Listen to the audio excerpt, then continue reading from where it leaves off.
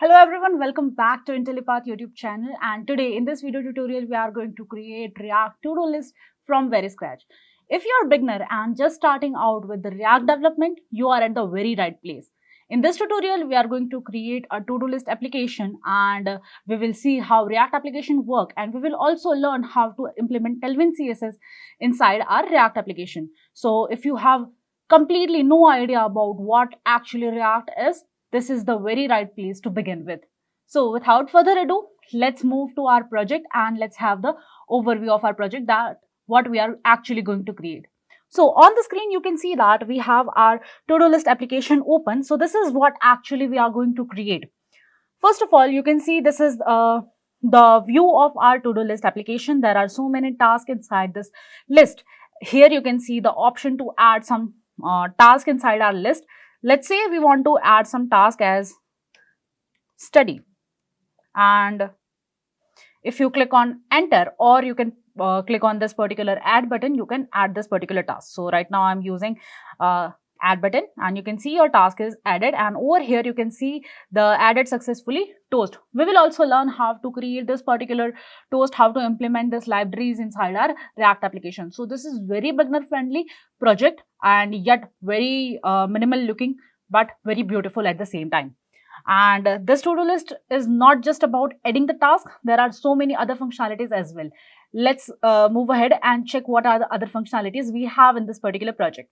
So if you look at over here, there is this radio button, and on click of that particular radio button, we can mark our task as completed. Now you will be wondering where that particular task went. So all the completed tasks will move to the end of the list. So whatever the task it is, it will move at the very end of the list. We will see how to manipulate our list indexes and everything. We will learn about how to map indexes and everything. Okay, so apart from completing and everything, you can see there are few other options as well in our particular application. And if you notice one more thing over here, if you uncheck this will go back to its original position. We will see how we can implement that. And one more thing, if you notice over here, there is this beautiful fade in fade out animation. We will learn how to create that particular animation using only vanilla CSS. After that, we have some other functionalities as well. We have a star to mark that particular task as important or favorite, you can say. So you can see on any function you are performing, there is this toast coming up. We will see how to conditionally render the components inside our React application as well. After that, we have this edit button. On click of that particular edit button, you have this particular text field, and you can manipulate all tasks over here. So if I'm removing this particular study, and if I'll just say task 7 over here, and you can see your task is updated successfully, and that also you can see on the toast. After that, you can also delete your particular task. So let's say if I want to delete my task 7, if I click on delete button, you can see my task is deleted successfully. So this is the basic overview of our application that we are going to create today, and I hope you like this particular application. So now let's begin by creating this particular application. But before we dive into the coding, make sure you have a complete React setup in your environment. So let's move ahead and do that. So first of all, open any Chrome browser, and right now I'm using a Chrome, and open any tab inside it. Okay. After that, search for Node.js download and click on the very first link. So to create a React application, you will be needing a Node.js installed in your system. Okay, so according to your system configuration, you can select any version you want. Right now I am using a Windows, so that's why right now I am using Windows installer.msi version of 64-bit, because my system is of 64-bit. Okay, you can download any of this according to your system configuration. Best part about the Node.js is whenever it is downloaded, just click on that, click on next, and everything will be set it up itself. Because while installing the Node.js, you don't need to set up the bin variable and everything. But in case you encounter any error while creating this particular project, then you can set up the bin variable onto your own. Okay, but for the most of the systems, the bin variable is set automatically whenever you are downloading the Node.js. But in case in your system it is not, then you have to do it. So if you haven't downloaded the Node.js, or you are just beginning with this, then pause this video right here and first download the Node.js inside your system. Now, after that, let's talk about the code IDE. So, what is IDE? That is development environment. Okay. So, what we are going to use in this particular video tutorial is we are going to use VS Code. So, if you don't have VS Code, you can download that. VS Code is my personal favorite and my preferred code IDE. If you want to use some other code IDE, you can do that as well. But if you don't have VS Code and want to download it, just open the browser and search for VS Code download. Click on the first link. And again, according to your system configuration, you can download whichever the version you want. Here, I'm using Windows 11, so I have this particular version downloaded inside my particular system. So, if you want to see how your VS Code looks like, then let me just show you. Onto the screen, you can see that this is how your basic VS Code look like. And don't worry if you're downloading it the very first time and you don't see the exact same view, because I have installed some of the extension and some of the themes for my VS Code. You can do that too. But right now, let's not talk about that. Let's focus on our project. So I'll just close this particular VS Code, and I hope by now you have set it up your environment and everything. Okay. I have already downloaded this thing, so I'm not downloading it again. Okay. And if you want to make sure that your Node.js is downloaded or not, you can just press on Windows key and search for Node, or you can just open the terminal. Let me just do that too. So let's say terminal like this, and over here you can write node --v.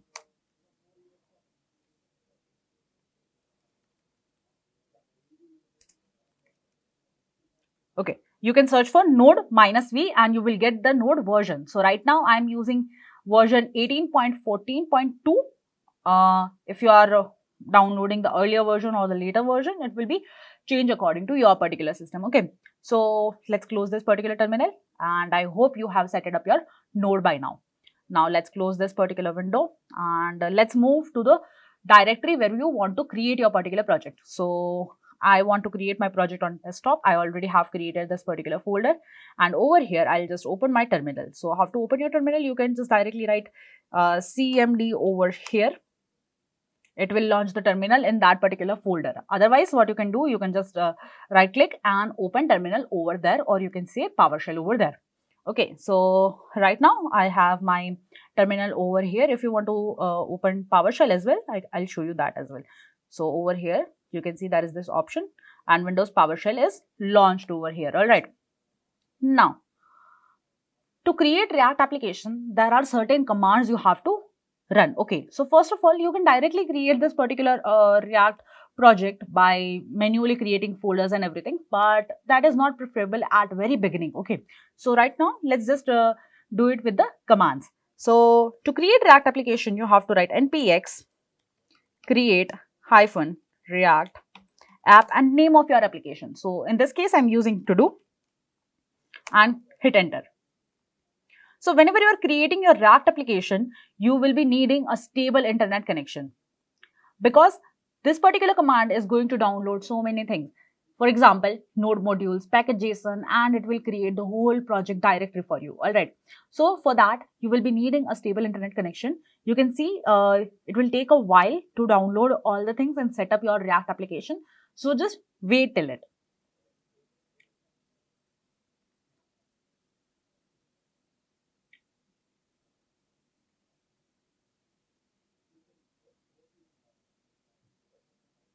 We will also try and understand what are the project directories, how React application actually works, and everything will be covered inside this video. So hang on and let it get completely created our React application.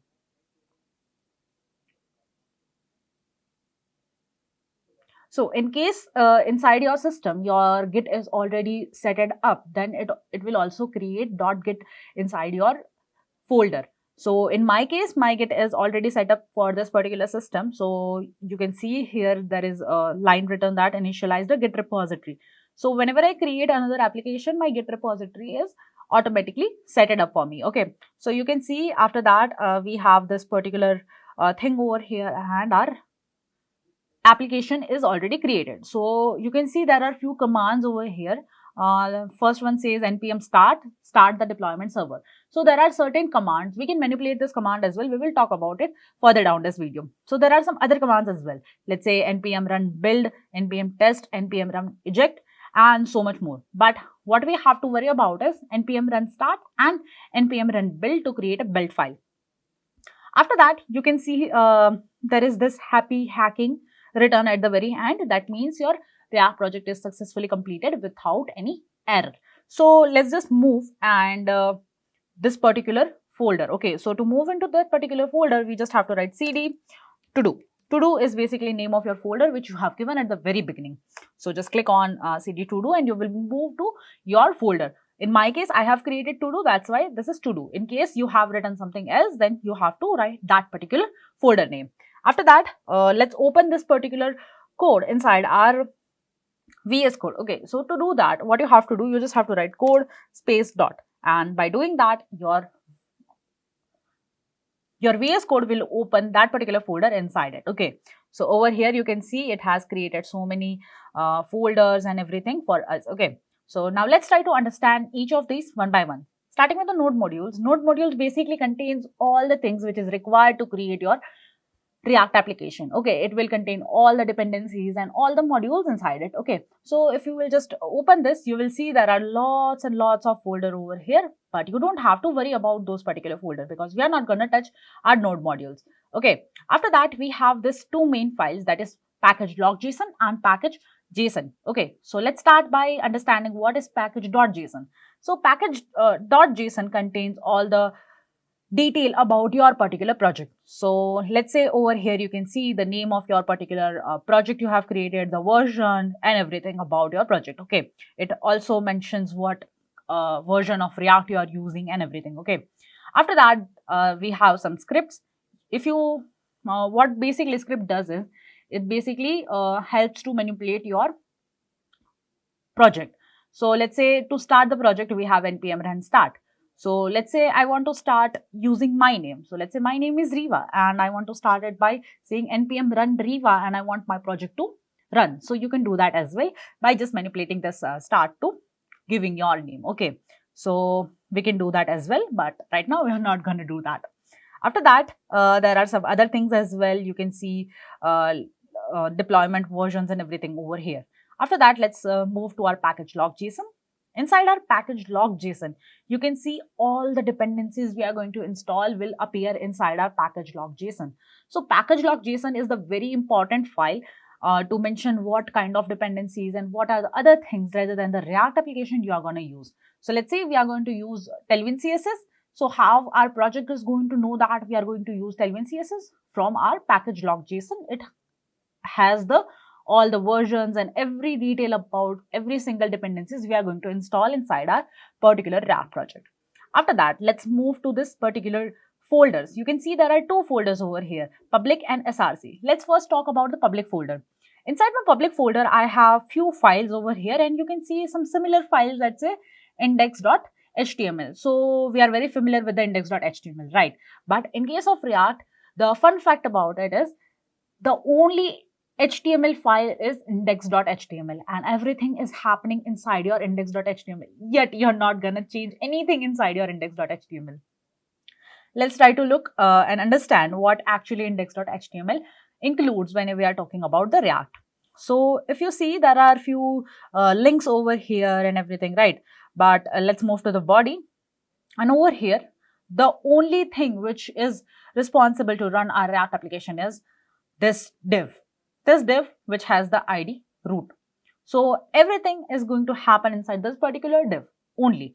And other than that, everything is just the comment. You can see inside body, I just have two things over here. You can see it says you need to enable JavaScript to run this application and everything. Okay, so you don't have to worry about any of those. Now, that was about our index.html. Other than that, there are some PNG logos and favicon and everything. We don't need to change that any of those. Okay, anyway, we are not going to use those things. After that, we have our src folder, which is the main folder, or you can see the working directory of us. Okay, so if I open just my src folder, there are so many files over there. Okay, So what you have to worry about over here is app.js.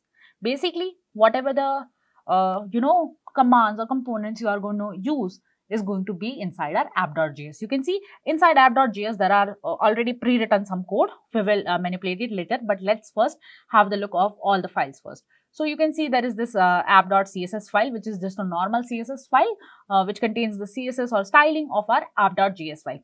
After that, we have app.testjs in case you want to test your application. Then we have our index.js file. So this is the file which is connected to our index.html. So I guess by now you might be understand that how our React application work. So our React application start from our index.html, which contains our index.js, and our index.js contains our app.js. So over here you can see as well, inside our strict mode we have our app.js. So you can remove or disable the strict mode as well, but it is not preferable.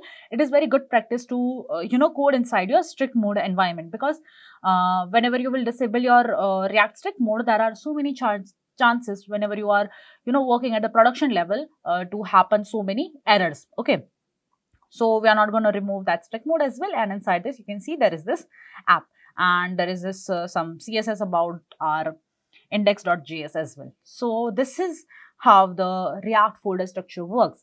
I hope this was clear to you, and now let's move ahead and start building our particular React application.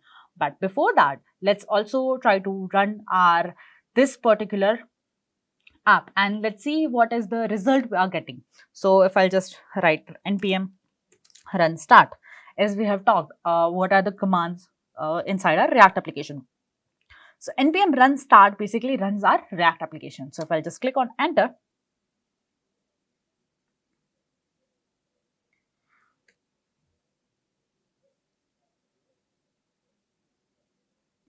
you can see your React application is working, and in your case it will be on localhost 3000, but in my case localhost 3000 already contains this particular application on my localhost 3000. That's why this particular application is working on localhost 3000.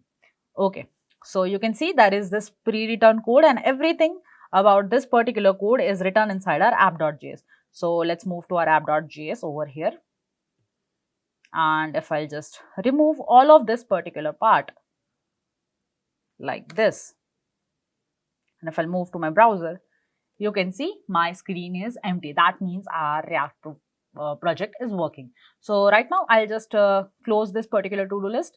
We are going to soon turn this blank space into this particular beautiful looking application. So let's just close this as of now, and I'll also close my VS Code for that particular project. So I'm just closing this particular part too.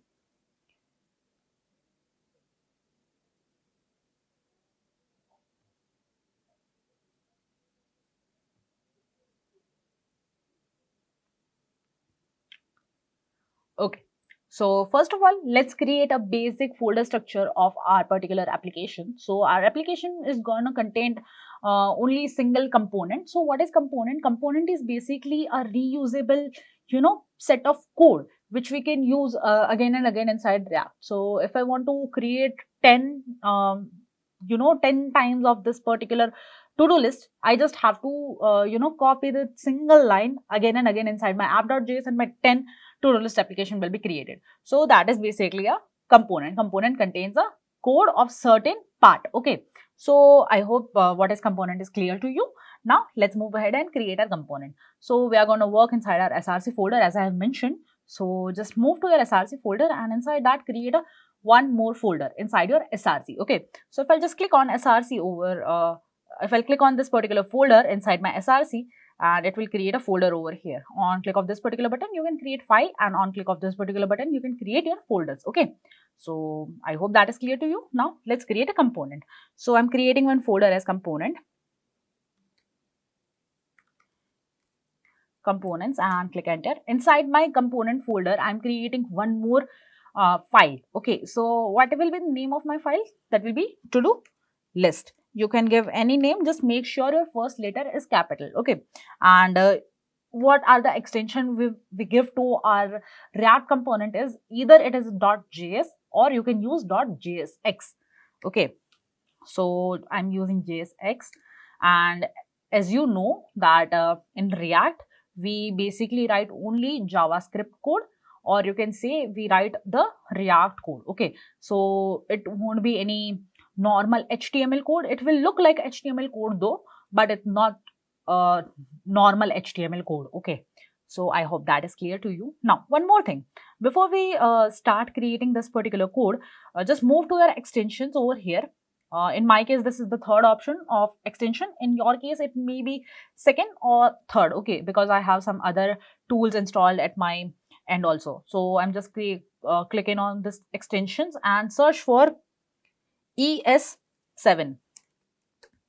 ES7, and on the very second link you can see over here, it is ES7 React Redux GraphQL React Native Snippets. Okay, so what this extension does is, let me just close my terminal to have a better view of this. Okay, so what this extension does is, it basically provides you the basic snippet. So whenever we are creating a React application, we basically work inside one function. Okay, and inside that particular function we have a return statement, and inside that return statement we basically enclose our code with the divs. So this basically gives us the basic overview of our particular React application, or you can say the basic snippet of our React application. So for that, download this and make sure you enable it. Click on enable. So right now my option is coming as disable because it is already enabled. Okay, so in case in your system it is showing up like enable, just click on enable until it shows disable. Okay, so keep it like this and close this particular part and move to your component which we have just created. Okay,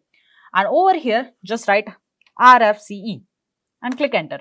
So you can see you have this particular structure over here. So let me just try and explain you what this structure is all about.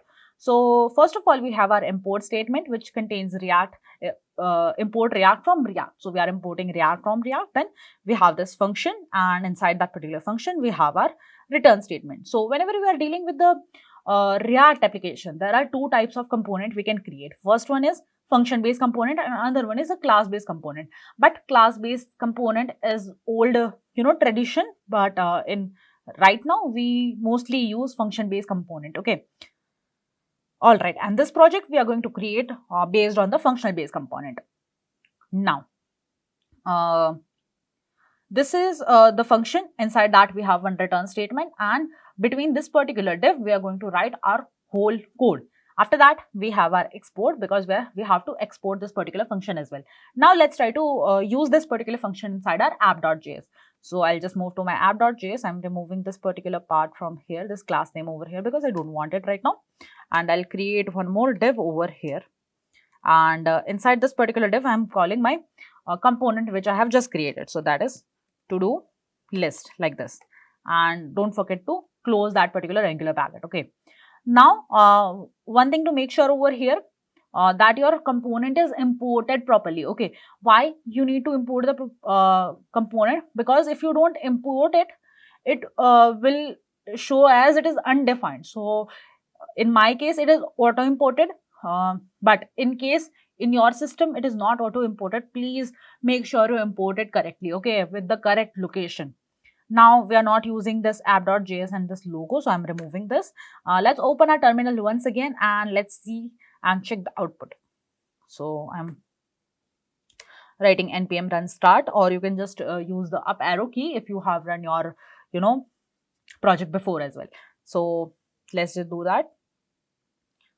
Over here you can see on localhost 3000 it is running, and you can see we have our TodoList return over here, because that is what return inside my TodoList component, and inside my app.js I'm rendering my TodoList. So I hope this part is clear to you. Now I'm going to use Tailwind CSS for the styling, and I'll style my applications side by side while I'm creating it. So what you can do is, either you can first create your whole application or dummy application and then you can style it, okay, but that is a very lengthy process. So I like to style my application when I'm creating it, okay. So for that we will install our Tailwind. So to install the Tailwind, just move to your Chrome or any choice of browser you are using, open a tab and write for Tailwind CSS with create React app. Okay, so you can see this particular link showing over here. You can directly move to this particular link, and if you will just scroll down, you can see this also gives you the command to create your React application. So we have already created React application, so we don't need to do it again. What you need to do over here is you just have to copy this particular part. You can see it says npm install -d tailwind css and npx tailwind css in it. So I'm just copying this particular part, moving to my VS Code. I'll open one more terminal over here, and by clicking on this particular add button, you can add the terminals. Okay, so what you just have to do, you just have to, you know, paste whatever you have just copied and click enter. It will also require stable internet connection, so it will take a while and it will install Tailwind CSS inside your system. And how you will know that your Tailwind CSS is successfully installed your project? By this tailwind config.css file, okay, config.js file. Now what you have to do, you just have to go back to your Chrome and copy this particular part. So this is tailwind config.js content part. So we have to add this particular part to make sure that our tailwind works. Okay, so I'm just moving there and I'm just replacing all of this code. Now one more thing you have to do, you just have to copy this particular index.css files and move to our index.css. Copy this part because we don't need to just select this part and remove this particular part because we are not going to need that. Just paste whatever you have copied from the browser. Now you can just run your application, but let's also check whether our Tailwind is working or not.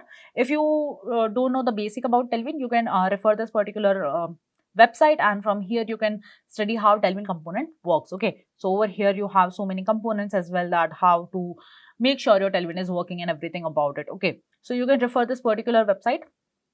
Right now I just don't need it, so I'm just closing it, and let's minimize this as well and open our VS Code. And inside my TodoList, I'm removing inside this particular div, I'm just pasting whatever I have copied. Okay. Okay, so over here you just don't need that. I just need my h1 tag. Okay, so I'm copying that.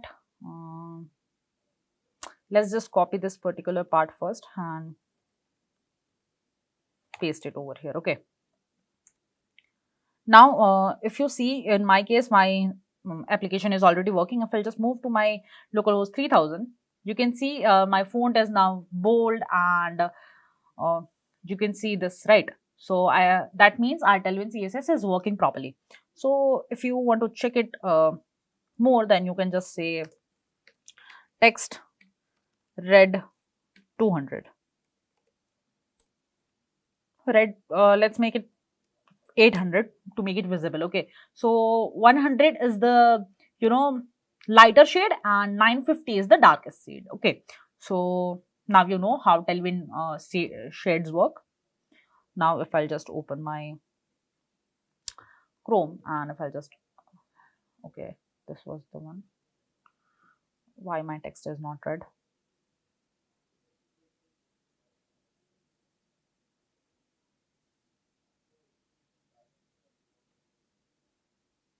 Okay, I'm just closing this particular part. I'm rerunning my application.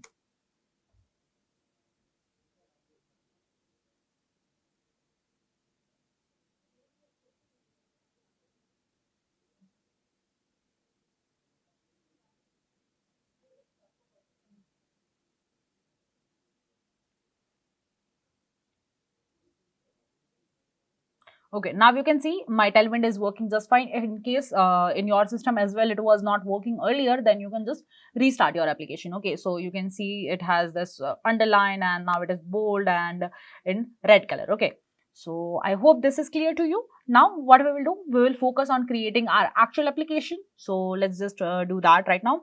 I'm closing this particular Chrome, and I'll just be inside my VS Code only. Okay, I'm just decreasing the size of my terminal over here so that you can have the better view of the screen. So right now I'm also removing this h1 tag because I don't need this inside my application.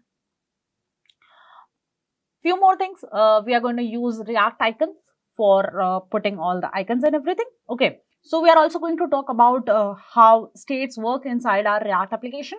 So we will be needing few more things. So first of all, let's start by importing all the necessary things so that we don't have to download everything again and again. Okay. So first of all, we will be needing our state. So let's just say import use state from React. You can see the suggestions coming over in my end. Okay. Then we will be needing few icons. So we will import few icons as well. So first of all, what we have to do, we have to download our React icons inside our particular application. So if I'll just move to my Chrome and search for npm React icons, and you can see the first link of npm.js, you can click on that, and from here you will get the command of how to download React icons library. Okay. So you can refer this particular documentation, and also you can refer to this particular GitHub page which contains all the React icons. Okay, if you want any of the icon, you can get it from here. Okay, so whatever the icon you need, you can search over here. Let's say home, and you can see there are so many home icons over here. Whatever the icon you want, you can just copy this particular import link, and you can use this particular icon. But first of all, we have to download our React icons inside our application. So I'm just closing this particular part. I'm opening my PowerShell again and pasting whatever I have copied. So it will take a while and it will import, download our React icon library. So you can see that our React icon library is installed. Now let's import all the necessary icons. So there are few icons I have used. That was add. So that was IO add. Then I had IO radio button. Then I also had my radio button. It was my radio button on. Okay, and then similarly I have my IO radio button off.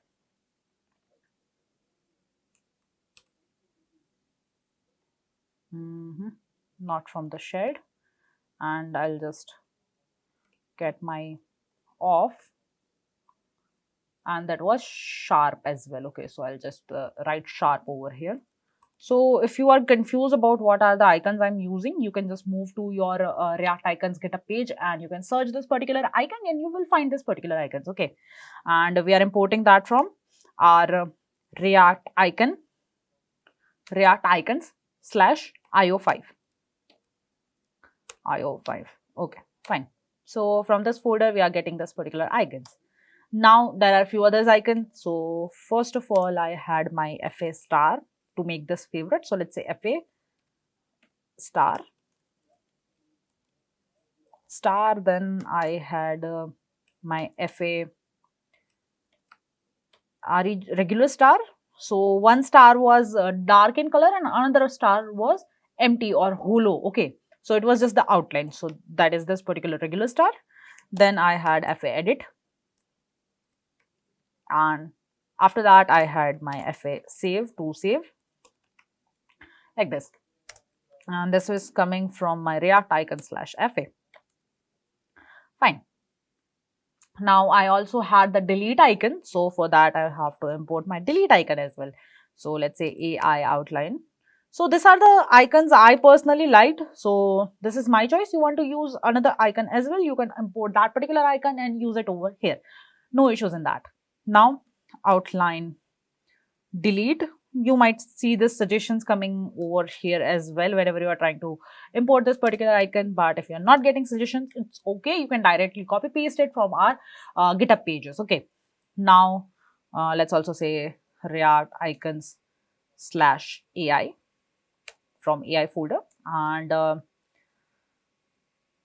after that, if you remember, there was this little toast coming up whenever you are trying to, do any task inside your particular application. So for that, what we have to do, we have to import our React Toastify. So if you open your Chrome again and search for npm React Toastify and click on the first link, and you can see the weekly downloads and everything over here. So I'm just using my Let me just reload this because this data is not loaded. I don't know why. All right, let's move in again. Still not showing data. So you can see this React Toastify over here. This is the same, but my data is not loading. I want the data.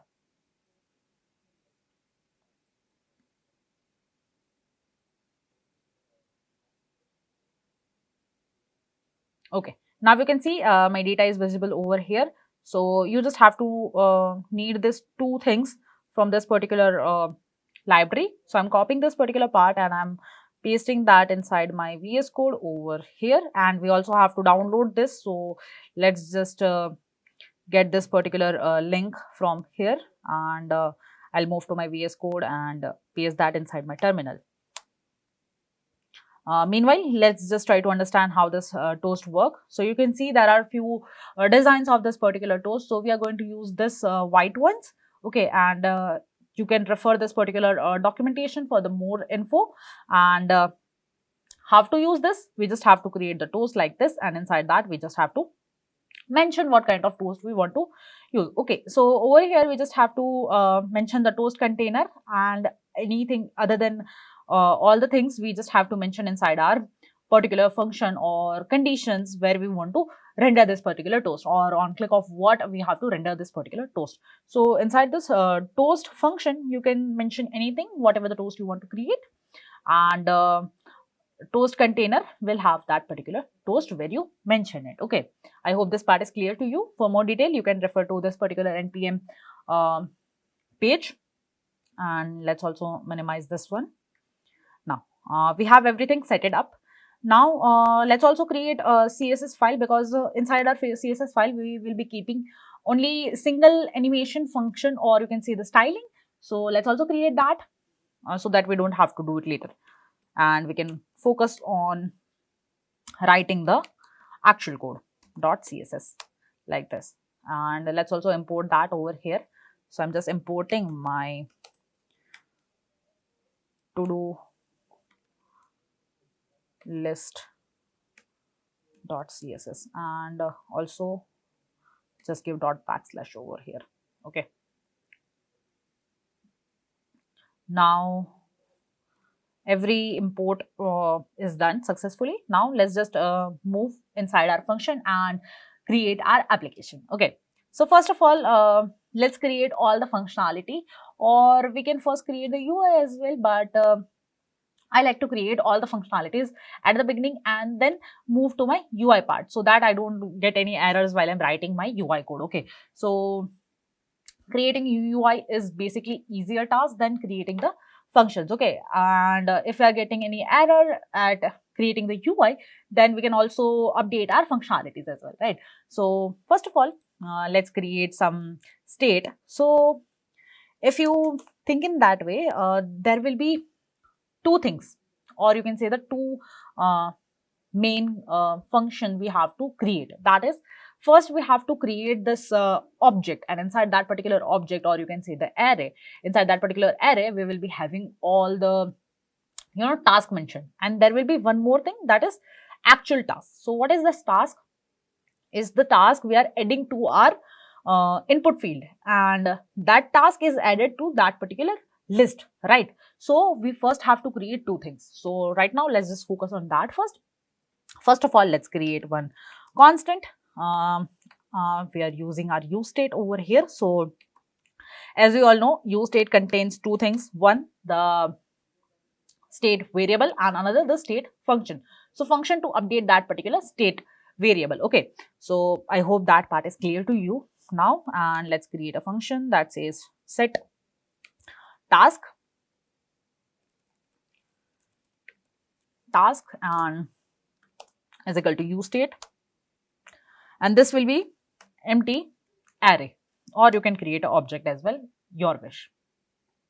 Right now I'm creating array because I want to make use of the indexes at very very efficient manner. So that's why I'm creating an array over here. Another thing, we will be having a task. So that task, I'm giving it name as new task, comma, set new task, new task, and this will be empty array. Sorry, empty string. Why empty string or empty character or string? Okay, whatever you like. Why? At the beginning, I want my input field to be empty, and that whatever the data you will be entering into your input field will be stored inside my new task. Set new task will help to update my particular new task, and after that we will add that particular new task to my task list. I hope that part is clear to you. Now let's create a function to add the task. Now to create the function, you can just write const and name of your function. So in my case, my function name will be add task, and we will make use of our arrow function. So if you don't know, the arrow functions are very short form of creating the function. So this is basically your function created, and inside this you will have the return. Okay, so if you want to use return, you can use the return, or you can directly write whatever you want to write inside it, and that will be considered as a return statement. I hope that is clear to you. Inside this particular round bracket, you can mention any argument you want to take. Okay, I hope arrow function is now clear to you. After that, let's say if my new task, and there is this function inside my JavaScript that says trim. So dot trim is equal to empty. So there will be two functions. So if you just try to give empty task inside my list, in that case it will give you an error. It will not let you include the empty task inside the list. So for that, I'm creating the function over here first, and then we will see in case of we have something inside my new task. In that case, what we have to do. Okay, so first of all, I'm managing the empty task, or you can say the error part, your wish. So in case my task is empty, in that case what I'll do, I'll just show the toast.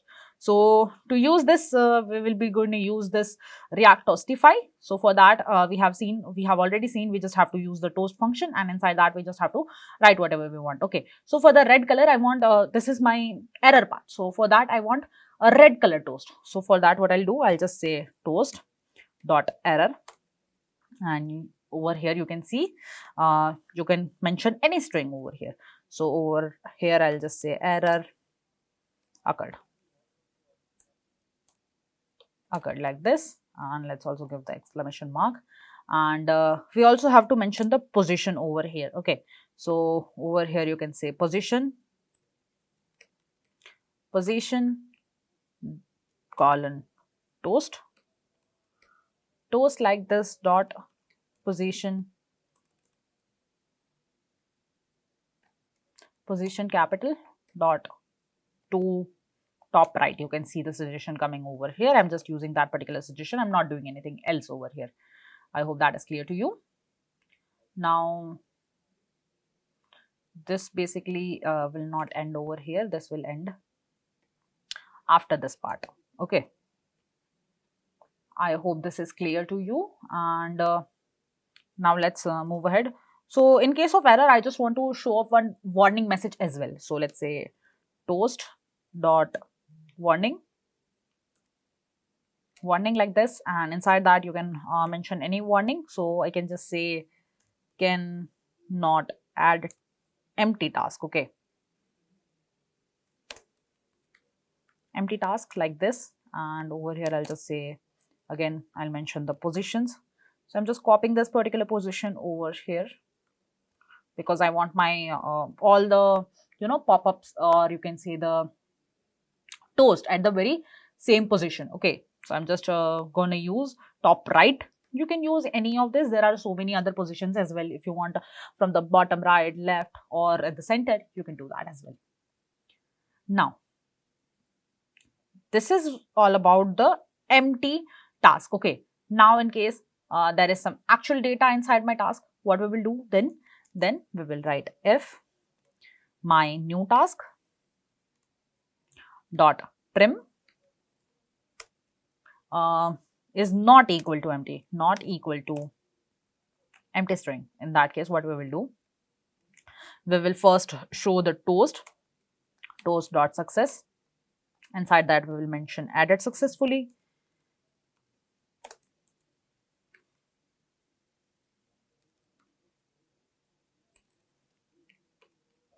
successfully like this, and then we will add the same location over here, and this will also have my brackets over here like this.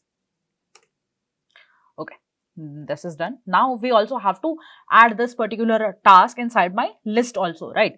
So for that, I'm creating one more object, and that particular object I'll store inside my task list. Okay, so over here I'm creating one constant in case my my to do is not empty, then and then only this object will be created. So how many object you will have, how many data inside my task list will have, that many object will be created, only that many object.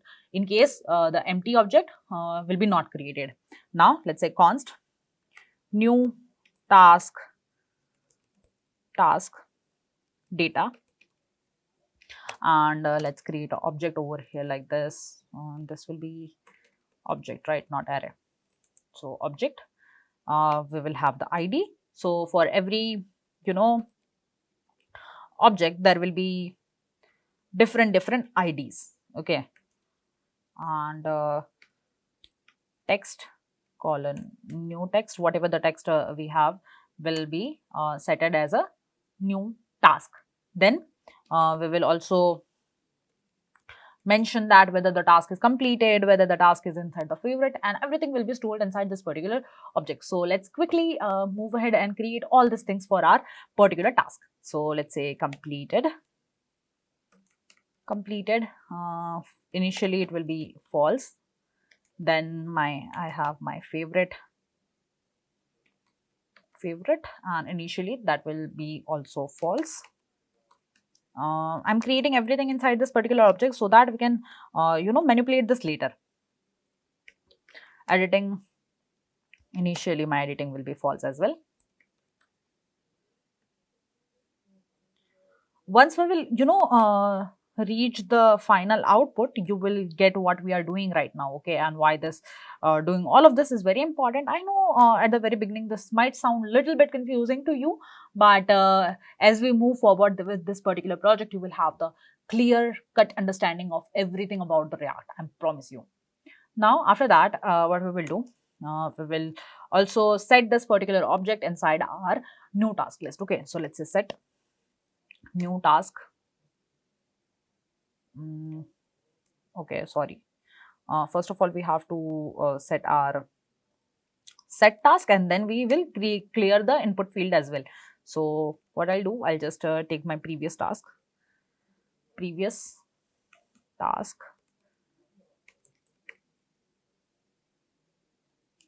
like this, and I'm creating my arrow function over here. So as we all know, set task is already a function, and inside that I'm creating one more function, and that contains a previous task, and that will set my new task data, comma, dot, that is spread operator, and that is previous task. So initially this previous task will be empty, and later we will have the data inside it. Okay, now we also have to clear our input field. So for that I'm writing set new task as empty. Okay, I hope this is clear to you. Now let's also create a function to delete our task. So there are few functions we will be creating more, that is delete task, toggle favorite event. Okay, so that star and unstar thing. Then we will also create a function to mark it completed, and to edit that particular task. Then we will have to enter, on click of that particular enter, we can edit that particular task. All right, so this many functions we have to create, and then we will move to UI, which is our favorite part, right? Now let's first create a delete task pattern. So let's just check where our add task is completed. So I'm just creating, you can open and close this particular function from this particular arrows inside our VS Code. Cool, right? Now we will create one more function. So let's say const delete function, delete task like this is equal to, inside that we will have the task ID. So let's take the task ID like this, and let's make this as an arrow function as well. You can use the normal function as well if you're not comfortable with the arrow function. Personally, for me, it took me a while to, get hold of this arrow functions, because I was very in habit of writing that function, name of the function, and everything like that. Okay, so that was very traditional way. It took me a while to switch to the arrow function, but now when I'm very used to creating the arrow functions, I only create arrow functions. Okay, so all right, create one arrow function, and first of all, we will give the toast as usual. So if I'll just copy my particular toast from here, I just want the success toast over here. Okay, so I'm just copying this particular part, and I'm pasting the same toast over here, and that's a deleted successfully. Deleted successfully. Now, what we have to do inside that delete task is we just have to remove that particular function, or you can say the task, from my list. So how you can remove that particular task from the list? So by removing that particular index, right? So we will manipulate that. So for that, I'm creating, we are going to use our set task state. Okay, so set task is basically a function of our use state. So I'm using that, first of all, taking my previous task like this, then I'll create one arrow function over here, and inside this I'll update my particular function. So let's say const updated task. So once my function, or you can say my any of this data is deleted, I just have to mention my whole task list, right? Because one of the something of from my list is deleted. So let's do that. So let's update it. Tasks is equal to previous task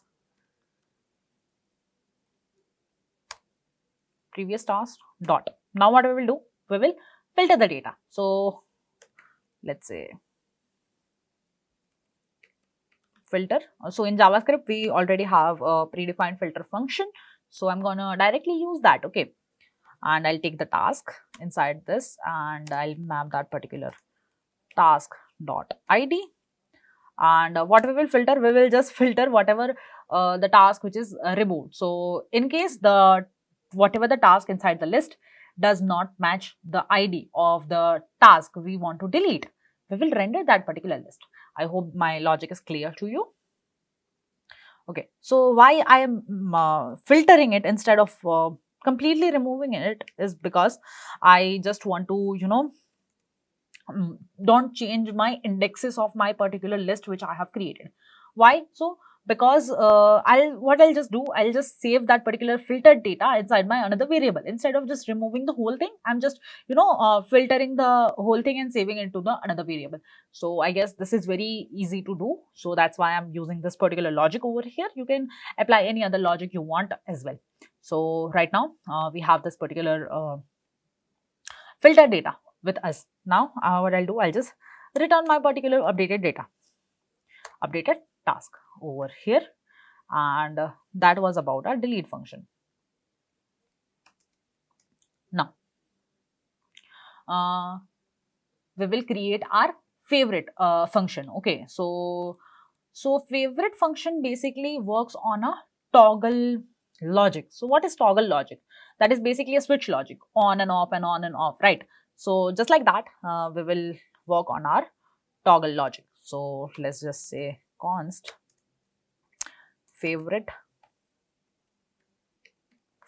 or you can just say toggle favorite. Okay, toggle favorite. This will also take the ID of my particular task. So let's give task ID like this. This will be arrow function, and inside this particular function we will have our toast. So I'm just pasting my toast which I've already copied. Now I'll also say added to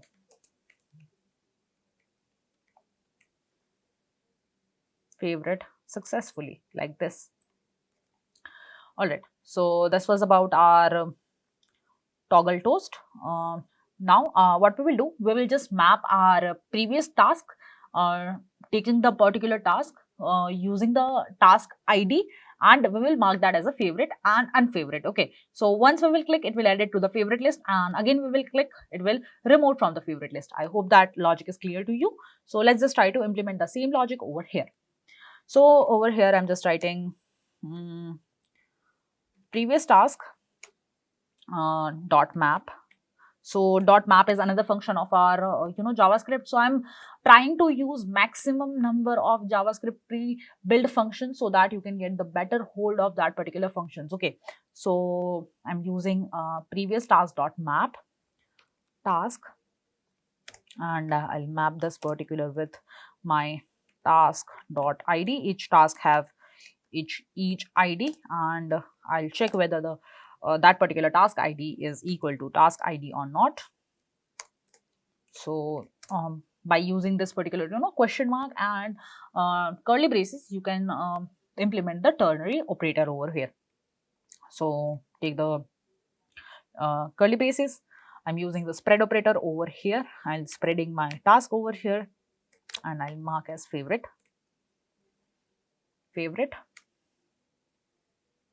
colon not task dot favorite. So this column is in case the task ID does not match. So whatever the task ID does not match will be marked as unfavorite. Okay. So other than the task ID which we have selected, all the other tasks will be added to the not favorite, or you can say it will keep it as it is. I hope that part is clear to you. Dot favorite like this. All right. And also otherwise we will pass the task over here.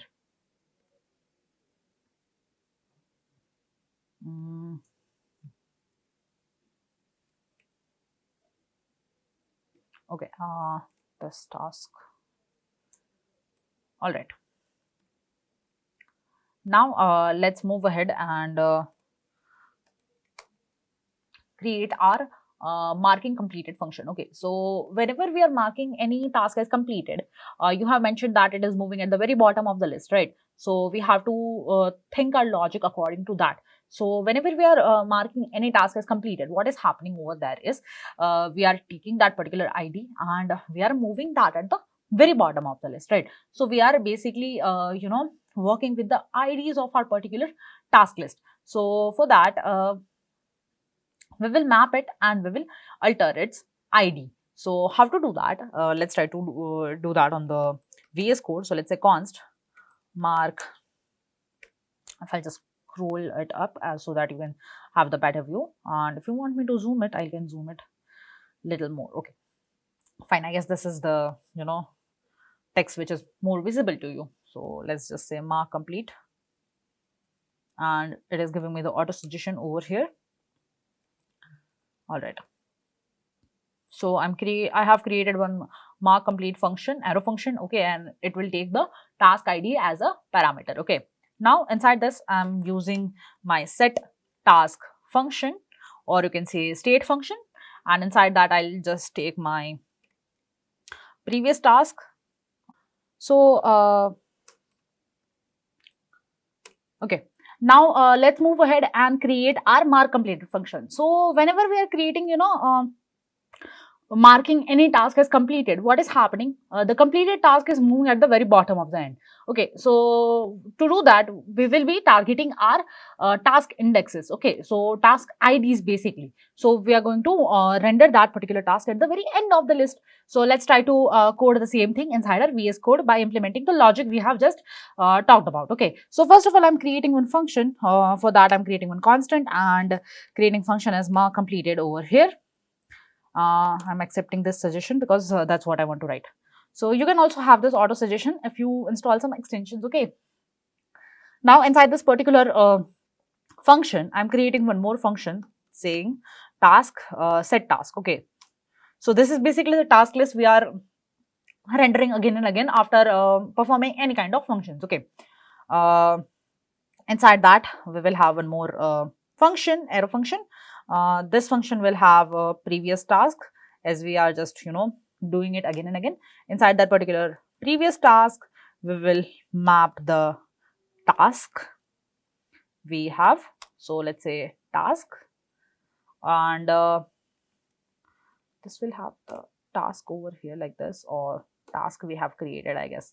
Okay, so let's keep it as tasks, and we will have an arrow function over here again, and inside this particular okay, I don't need this curly braces, we can directly write it, okay, because this is a single line function. Now what we have to do, we just take the task dot id like this, and we will check. So let's match this task dot id tasks dot id with task id. So task id is the parameter we have created, so we will check whether it is equal to or not. So in case it is equal, in that case we will spread the tasks, comma, we will also mark this as a completed like this. Otherwise we will not mention that particular task in the completed list. So let's say task dot completed like this. So we will have the track of our completed task as well with us. Then in case the task id is not match, we will render whatever the task previously we had. So this is the very simple logic of our particular how to perform our task like this. Over here there will be one more round bracket. Why this is giving me error? Which bracket I have missed? Okay, I guess I have missed this particular bracket over here, or some other bracket I have missed. Somewhere I have missed my bracket. Let's try to figure out which bracket we have missed. Okay, so because I'm getting error over here and I'm not expecting this particular error to be there. So I have completed this particular bracket over here, this bracket over here, and this bracket. So I guess I have used 2 brackets somewhere, and I was not supposed to do that. So let's see what's happening. So over here we have task, we have completed this particular. Okay, so over here there will be 2 brackets like this, and so that we have 1 bracket over here like this, and there will be 2 brackets like this. Okay, I'm getting one more error over here. Why I'm getting the errors over here? Okay, this will be single bracket only because this curly bracket we have to close. Okay, so that's why I don't use the auto suggestions. Okay, because there are so many messed up with my brackets and things. So okay, it's all right, we have solved the error. Okay, now what we have to do, we have to create the function to edit our task list. So for that, let's create one constant handle edit function, handle edit task like this. This will take the task id and it will also take the new text whatever we are writing inside our particular input field. Okay, so there will be 2 cases. Okay, first one, we have already have some task with us, and another we are updating that particular text with the new text. Okay, so I'm taking that particular text id, that particular so as I'm accessing the text id, I have the access to that particular text as well by using the id, right? And then whatever I'm taking the new text, I will replace the old text at that place. Okay, so let's try to implement this logic over here. So for that, I will be taking new variable over here as a task over here. So once I'll create one more function over here, you will get all the idea of this particular variables, from where they are coming and everything. Okay, so don't worry about it. So inside this particular curly braces, what I'll do, I'll first of all I'll mention my toast. So toast we have already selected, so I'll just change this edited to updated like this, and position we will keep it as it is. So everything else will stay as it is. Now let's just update the actual task. So we have to update that particular task inside my set task list. Okay, so for that let's just make use of our set tasks variable, which will have the previous task function inside it, and in this particular function we will map our previous task just we have done in our previous function. Okay, so for that let's just say previous task dot map. This will take the tasks. So this is, nesting of our arrow functions, like one arrow function inside another arrow function inside another arrow function, like that. Okay, so we will map this particular task by checking their task ID. Obviously, I guess now we are hold to it, because we have returned the same kind of function again and again. We are writing this for the 4th time. So I hope this function is clear to you, because this is the only function we are going to use. Okay, this is the only logic we are implementing over here to practice more and more JavaScript functions. So let's just say task ID like this, and if the task ID matches, then what we will do, we will use our spread operator, say task over here, then we will say text to. So this text basically refers to the object of our new task data, right? So this text will be updated to new text. New text is not in the options over here, so I'll just write it, new text over here. Okay, so this will be new text, not new task. Okay, now this error is gone, right? Now after that we will also, after updating our particular task, we will set our editing as false again. Otherwise what it will happen is, we will once click on edit, it will be on the editing mode as well. So we have to turn off that particular editing mode as well. So for that, I'm also I'm changing my is editing to false again.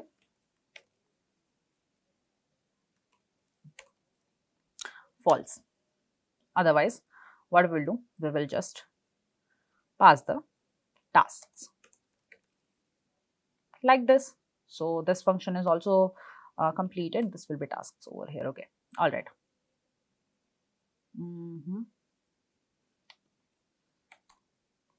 And if you want me to, wrap this particular text so that you have the whole thing in a single one, this will also be tasks.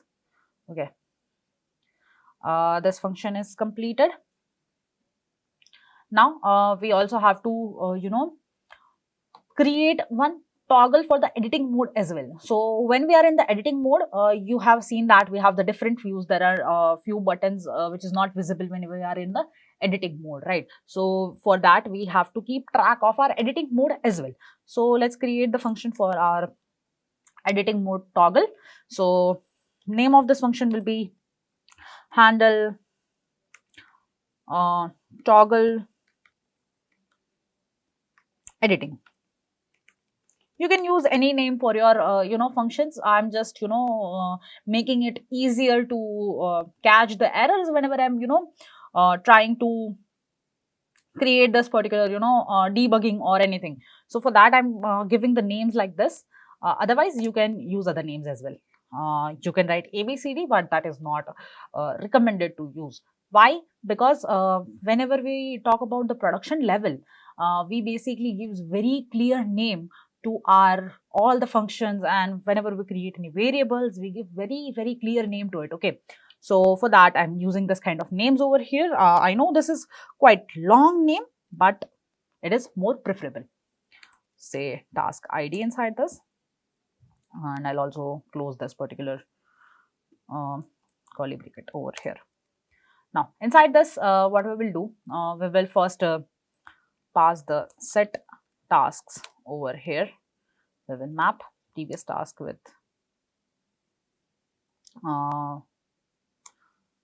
previous tasks dot map. It will take tasks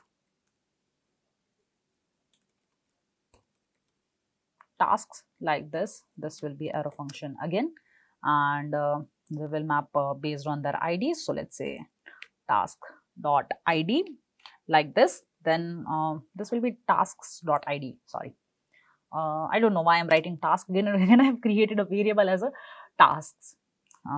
This will be equal to task ID. This is the same function I'm writing again and again. Okay, if it is equal, then we will use the spread operator on our task, and we will also toggle our is editing mode on and off. not task, in that case is editing. All right. So what is happening over here is we are checking whether that particular ID matches or not. So in case the ID match, we are turning on our editing mode. Otherwise, we are keeping as it is. So whenever we are clicking at the edit button, I want that particular card only to go into the editing mode. Other tasks should remain same, right? So for that, I'm writing this particular logic over here. Okay. Other than that, everything is perfect. All right, so there will be one more. Fine. It should have one more. Okay, fine. Now, what I want is whenever I'm editing my task or editing my task, I want it to work on enter key as well. So to do that, I'm writing a function on handle key press. Okay, so you can write any kind of functions in React on click of any kind of key press, but we only wanted to work on enter. So for that, we will create another function. I know there are so many functions, right? But trust me, it is all worth it at the end. So hang on till the end. And if you are still feeling that, this is very confusing, you can drop a comment in the comment section and we will try to reach you personally and we will solve all of your queries. Now, let's also create that particular, key press function. So over here, I'm creating one more arrow function that says handle key press like this, which will take two things. First one will be event. So what is this basically event? Whatever the data you are feeding into your text field will be stored inside a event, and we will handle that particular event using the functions. We also mention the prevent default and everything, but right now for this functions it's not required. When it will be required, I'll explain you more about it. So let's say e comma task ID. I know you are very bored with this task ID function, but what to do? This is the logic we are using. So let's just work with this ID and we will make this as an arrow function as well. After that, what we will do, if our key is enter, okay, so we have to check whether whatever the key we pressed is enter or not. Okay, so for that only we will add the task or edited the task inside our particular list. So let's say e dot key press key is equal to dot key is basically predefined inside our Java. Okay, sorry, JavaScript. So dot key means whatever the key you have pressed. You can add this particular task on press of G or R or anything. Okay, it's your wish, but right now we are using enter over here. So if the key which is pressed is enter, in that case what we have to do, we have to handle edit task, and inside that we have to pass task ID e dot target dot value. So what is this target value doing? Target value is the value which we have returned inside your input field. Okay, so I hope that part is clear to you. Now what we have to do, we have to create one function to render all this particular list. So whatever the data or whatever the task ID and everything is coming from this particular function. So you can say this function is soul of your particular code. So let's just try to do that. Inside our render function, we'll have all of our UI part as well. So we are almost at the middle of our particular code of this particular application. So now we have to create only last function. I promise this is the last function we have to create. Now let's just move ahead and create one function over here. So let's say const render task is equal to, this is also my arrow function over here, and like this. Now first of all we will have few variables, and we will store the state of our particular is completed and everything like that. Okay, so let's just check. First of all, we will create constant over here for my completed task. Completed tasks is equal to task dot filter like this, and inside that we will have our task like this, and that will have our task dot completed. So this is for the completed. Okay, so for that we have our completed. Then we will have for uncompleted, so let's say const uncompleted. So why we are creating for this two, completed and incompleted? Because based on this we are changing the sequence of our particular list also. So for that I'm keeping track of what are the tasks which is completed and what are the tasks which are not completed. So let's check that. So similarly I have the tasks dot filtered task, and this task is not completed. All right, I have very smart suggestions over here. I'm shocked to see this. Most of the time I get very stupid suggestions, trust me. Now after that we will use the return. Okay, so inside this particular return statement we will have our whole UI based on whatever the task is completed and whatever the task is not completed. So you can think of it like this. First we are creating a list of not completed or uncompleted task, and then we are rendering all the completed tasks, so that we have the two different list kind of thing. One contains the completed task and another contains the uncompleted task. So I hope this is clear to you. Now let's say return. And I hope you guys are enjoying this video, and if you are enjoying this particular video, don't forget to like and subscribe to Intellipaat YouTube channel for more projects like this. So now let's just check for first our uncompleted task, comma, then we will spread my completed task like this, and we also have to map that particular task. So let's say dot map, and inside this dot map we will have tasks like this, and we will use the arrow function for this again. So why this is giving me suggestion over here? Because this is tasks in my case. Okay, I know this task and tasks are very confusing in this code, but it's okay, right? Because this is the meaningful name to give to this. Now let's create one li. So I'm wrapping everything inside my li. Okay, list item basically. So this will have a few things. First of all, let me just create opening and closing tag for it. We are not going at the UI, so I'm just closing my terminal over here right now as of now. Okay, then this will have key as a task ID. And one more thing, whenever you are working with map function, it is very important to give the key value. Okay, so key is basically something unique. Okay, just like we have the unique key in the SQL, so it is very best practice to mention this unique keys. Okay, all right. Now based on we will also give some classes. So let's say class name over here, and this will be conditional class names. Why conditional? Because we are also depending this particular styling is based on whether the task is completed or not.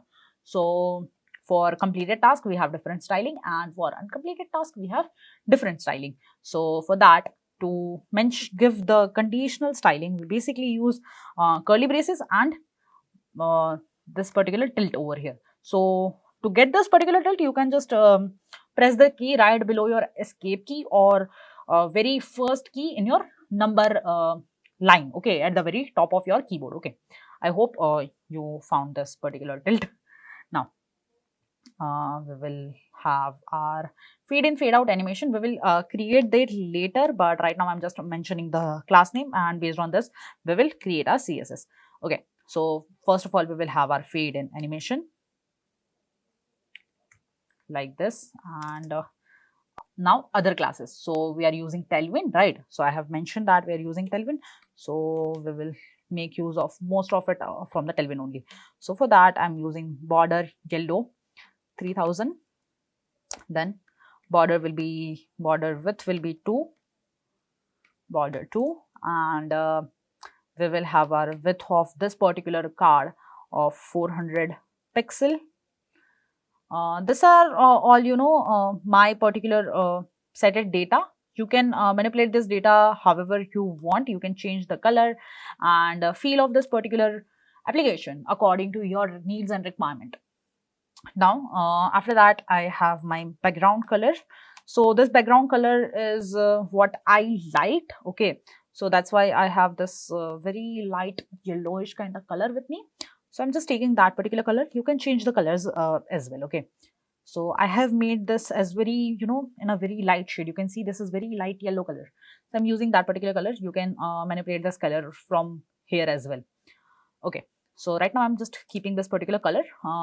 Then we will have some margin as 3, padding as 2. Then we will also make this as rounded, and I'm using 8 pixel over here. So 8 pixel is very basic rounding, or you can say the circular edge of my particular div.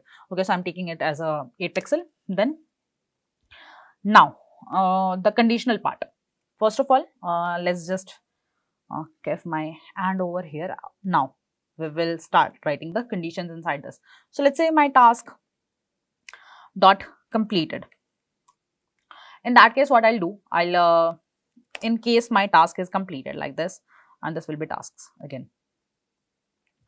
If my task is completed, in that case, what I'll do, I'll just strike that particular part down, right? So that was the only difference in the styling, right? So I'll just say line colon through. So if you want to know more about this classes or the styling classes I'm using right now, you can refer the Tailwind CSS documentary. Okay, so line through is basically the text styling or text decoration part, and I also want this decoration color to be red, and I'm keeping this as a 500, that is original red color. Okay, bright red color. And in case my task is not completed, I want my styling to be nothing. Okay, because I don't want any other styling in case my text is not completed. I have already mentioned all the styling I needed for both the parts. Okay, now after that I'll also say slide in animation, and first it will be fade in and then slide in animation like this. Okay, so you can create this particular animations according to your need. We will learn how to create this fade in animation. Okay, you can remove this particular slide in animation as well, so we are not going to create the slide in animation. Okay, now after that what we will do, we will create divs of our particular data. So first of all, I have my radio button and my task. Then I have that particular star, favorite star, and at the bottom I have my delete and edit button, and then I also have my condition styling that has editing mode and save button, right? So all of those things will be inside this particular div. So for that I'm creating one div over here like this, and I'll also give this div as a class name as flex like this. Now inside that, first of all, I'm starting with the button like this, and on click of this particular button, this is basically button for my marking it as a completed. Okay, so that radio button thing, right? So let's just write that on click. We have created the function, right? So here I'm using my arrow functions again, and over here we will write mark completed. So on click of this particular button, this function will be called. You can directly like mark completed over here, but I'm using the arrow function. What is the difference between writing the arrow function and directly mentioning that function is, on the first render, if you directly write it, it will be called once. Okay, so when you mention it in arrow function form, it won't call at the very first time. Now inside that particular mark completed, we will also pass the task ID. So now you know from where we are getting the task ID. So let's say task dot ID over here, and this will be task again, like this. Okay, now what we will do, we have to check whether our task is completed or not, right? So if the task is completed, my button is on radio button, and in case my task is not completed, my radio button is off sharp radio button, right? So over here we will also mention the condition. So this is how we write the conditional styling. So let's just do that. So inside my curly braces, what I'll do, I'll have my tasks dot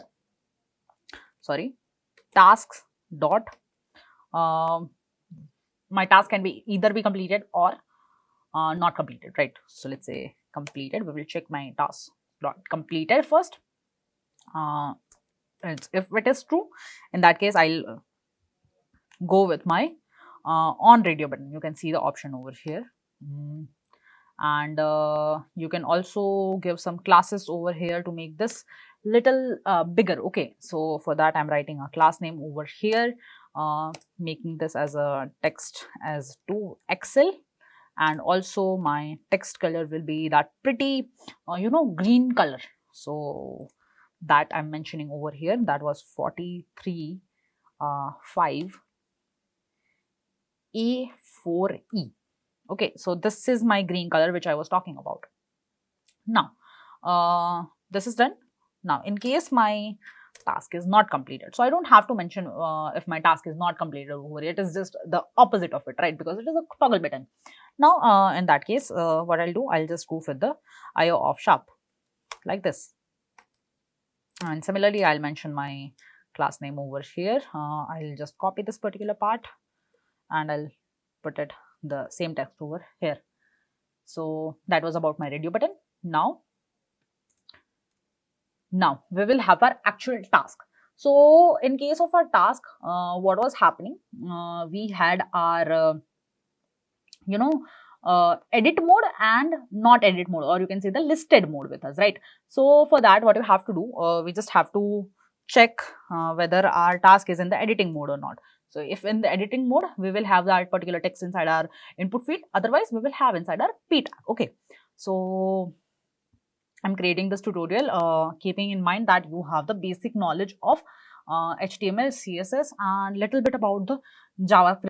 Okay, so now we will see how you can conditionally render the editing styling. Okay, so for the list which is in the editing mode will have the different styling than the other list components. Okay, so list component basically the task which we have created. So for that, what we will do,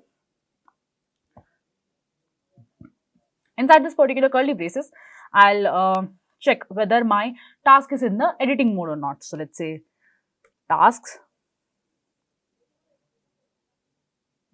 this will be task, obviously, tasks dot is editing. We will check whether it is in the editing mode or not. So if it is in the editing mode, we will render this particular div. So inside this particular div, and otherwise we will render some other div. Okay, so right now let's focus on this div and then we will create that other div as well. So over here inside this particular div, I'll have my input tag. This input tag will have my particular, you can say, the task text. Okay, so let's also check my task test. So let's say class name, and here we will have text LG. The task text size, I'm keeping it as a large. You can use the small as well, or whatever you like. Okay, after that we will have our padding as 2, margin as 3, then rounded again we will use our 8 pixel. I'm setting that as a standard 8 pixel for everything.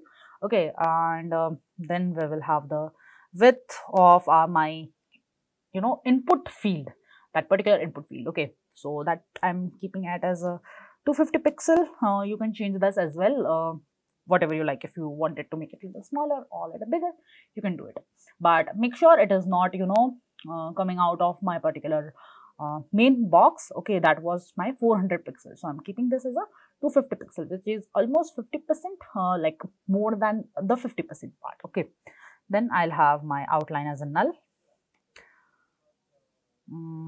Let me just outline, let make it as none, like this.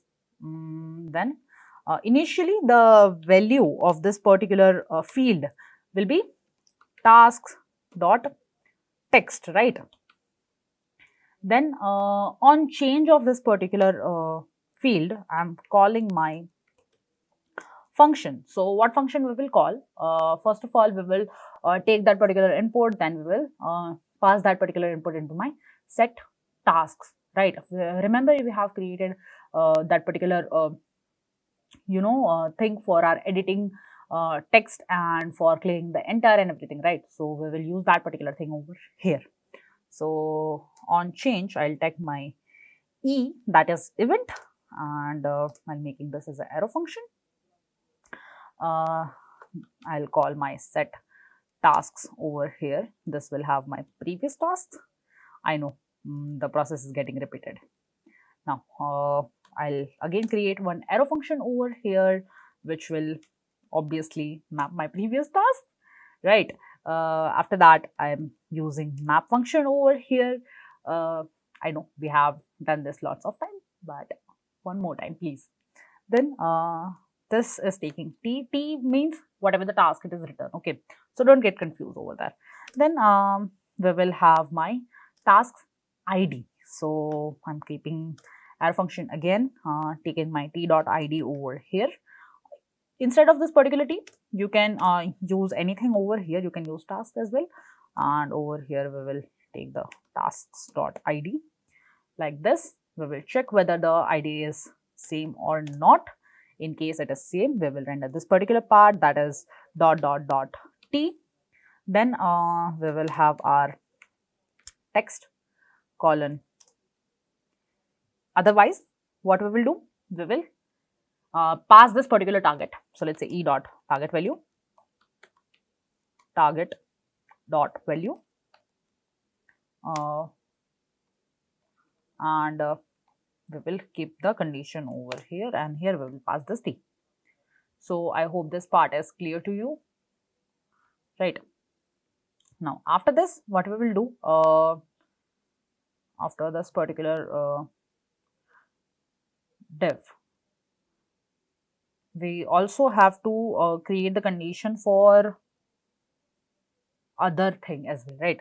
So for that, I'll pass my on key press over here. So let's say on key press, because I want to change the value when I am pressing my key as well. So on click of the save button, the data will be saved, or else on click of my enter button, my data will be saved. So for both the scenarios, I'm including my on key press function. Now inside my on key press, I'll be taking my e as an event. I know this is showing as a disrupted, but don't worry about that. It will work just fine. Okay. Instead, it is showing disrupted. Don't worry about that. Handle key press we have to call over here, and inside this we will pass our e and task.id. Task.id. Now, I hope this part is clear to you. Outside this particular round bracket, I'll conditionally render my another div as well. So inside my this particular curly braces, I'm creating one more div inside this. Okay, so let's just create one div, and you can see all the errors are gone now. Now inside this particular div, we will render in case my editing is false, in case my task list is not in the editing mode. Okay, so I hope this part is clear to you, and let's just do that. So if my task, or you can say my list, is not in the editing mode, we will just show the button to edit, button to delete, and radio button will stay as it is. Okay, and we will have the button to keep our favorite thing as well. Okay, so let's just do that. Again, inside this, I'm giving some class names over here, and let's just say flex, justify, center. So whenever you are using Tailwind CSS, everything becomes very easy. Whenever we just write the normal CSS, at that time we have to write display as flex, justify, content, center, and everything like that, right? So over here you just have to mention the the main part of your styling. Okay, that's why this is the most famous and widely used in the industries right now. So let's just make it as justify between like. Now inside this div, I'm creating one more div, and in case if it is not in the editing mode, what we will be do, we will just keep this text inside my span tag, or you can mention a p tag, or you can take a div or anything. Okay, so right now I'm taking a span tag, but I'm keeping that particular span tag inside my div. Okay, so I like to wrap things around inside my divs. Okay, so for that I'm using a div, and inside that particular div I'm wrapping that inside a span tag. Okay, so let's say span tag over here like this, and in this we will have our tasks dot text like this. All right, now let's also give some styling to this particular text field. So let's just say class name. Now there will be two styling for my text as well. If my text is is not completed, it will be simple text, and otherwise it will be striped text, right? So for that, let's use our conditional styling. To do that, we have just learned use the curly bracket and this backtick over here, and just give the whatever the styling you want. I'll keeping my text as large, my margin top as 2, and my margin left as 5. Now after that, this will be the conditional text part. So I'm taking my dollar sign over here, and inside that curly braces, again I'm checking whether my tasks dot completed or not completed, and question mark to check. Okay, now in case it is completed, we will mark this as completed like this, and otherwise what we will do, we will just keep the text as it is like this. All right, now we also have to check whether the task is in the editing mode or not. So there are two things about keeping my task in editing mode, keeping my task in a completed mode. Okay, so now this one is for my editing mode. So let's again take the dollar sign over here. Let's say task dot is editing. If my task is in the editing mode, in that case what we will do, we will keep the task in the content editable. Okay, so let's just say that my content is editable inside this. So let's say content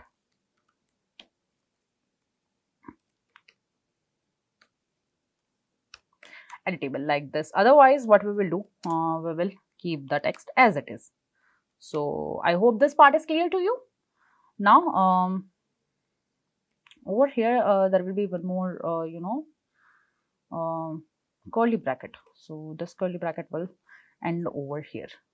All right, so I hope this part is clear to you. Now let's move outside this particular curly bracket of styling, and let's create my content editable variable. So let's say content editable is equal to, what my content editable means, task dot is editable, right? So we have created this is editable, and set editable states, right? So based on that particular part, we have created this variable inside my object.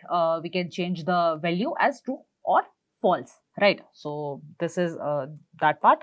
Now on blur we will use over here. So let's say on blur, what we will do, we will take my e, and in case it is editable, okay, what we will do, we will just click on handle, edit task, and we will pass task dot id. So what is this on blur function does is, on click of that particular text, we will also open the editing mode. Okay, so generally what happens when we use our task list or to do list inside our mobile view or anything, we just want to click it at the task where we have written, and we want to edit that right away, right over there, right? So for that I'm using this on blur function, and on blur we will call our handle edit task. We will pass our text id, comma, we will pass e dot target value, target, the spelling is wrong, target value dot text content. Okay, so we are just passing the text content. That's why I have used text content. You can use target value as well. Now we have already given the text over here, and we are done with this. Okay, now outside this div, I'm creating one more div to toggle my favorite state. Okay, so in case my task is not in the editable mode, I will have my favorite star button over there. Okay, you can manage manipulate this particular button showing and not showing depending on your wish. Okay, right now I am just showing this particular buttons whenever my text is not in the editing mode. So for that, I'm creating one more div. So let's say div over here, because my star is at the very end, right? And I have used justify between. So this part will be at the very beginning and other part will be at the very end. So this part will be at the end of my flex, or you can see my div. Now over here I'm just writing this as a class name. Then let's say flex justify center, or sorry, it will be justify end, because this we are adding at the end. Now between this we will have the button over here. I'm creating a self-closing button over here. Let's give some class names over here, starting with my margin will be 2 and my margin bottom will be 4. All right. Now after that, on click of this particular button, what we will be doing, we will be toggling our favorite handle, right? So let's say on click,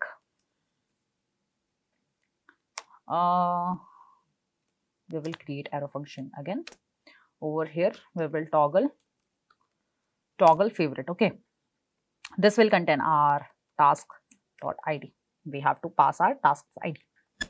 Now after doing this much, we will also have to put, okay, let me not just make this like this, let's make this like, okay, because I want to have some data between my button also. So over here again there will be a conditional button. If my favorite is on, in that case I want a filled star, otherwise I want my hollow star, right? So for that, let's just say text tasks dot favorite like this. If it is favorite, then in that case we will pass fa star like this, otherwise we will pass fa regular star like this. All right, so this part is done. Now outside this to div, we completed this particular part. Now outside this particular div, we will write our other code. So this code will contain the editing button or the save button. So in case I am on my editing mode, I want that button to be save button, right? So that will also be based on the condition, right? So let's just try to achieve that particular part. So if you want, before moving to that particular part, I can also show you how your UI looks like till now.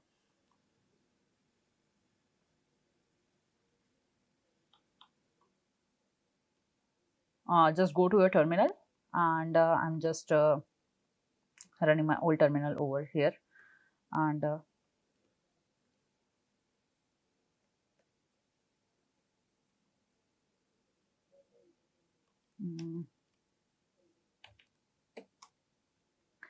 I'm just running my particular application.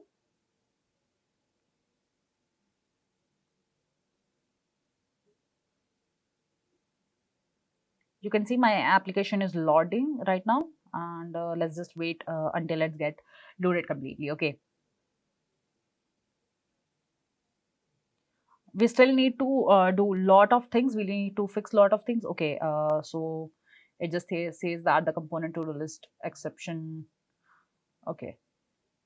Okay, so let's first complete the coding part, and then we will try to run this particular application.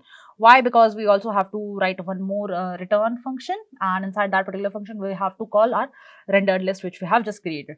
So let it be. It's okay. We will look at the output until later. And so always, when you wait for the result, it is more sweeter. Like so. All right. Anyways, let's just create one more div over here.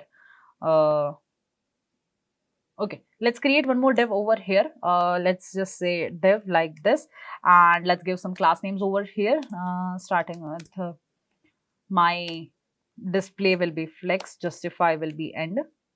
Now inside this particular div, what we will do, we will check whether my task is in editing mode or not. Why? Because based on my task is in the editing mode or not, I have to manipulate my buttons also. So in case my task is in the editable mode, what we'll do, we will render only single button, that is save button, right? So let's just do that. Inside this, I'm creating one more div, and inside this particular div, I'll be wrapping all the things.